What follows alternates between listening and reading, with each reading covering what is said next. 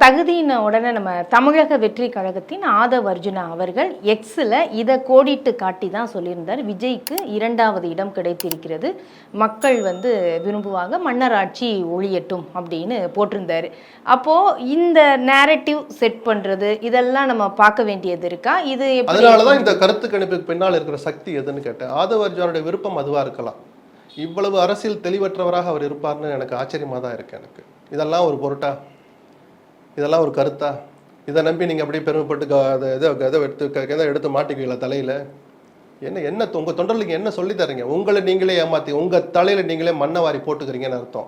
இது ஒரு மிதக்கத்திலேயே வச்சிருந்து உங்களை ஒழிக்கிற வேலையாக கூட இது இருக்கலாம். சக்தி எதுனா ஏதோ ஆதவ் அர்ஜுனா பணம் கொடுத்து விஜய் பணம் கொடுத்து என்ன 2ஆம் இடத்துல வைன்னு சொன்னதான் நினைக்கல. விஜயை ஒழிக்கிறதுக்கு இது ஒரு கருவியாக தான் நான் பார்ப்பேன்.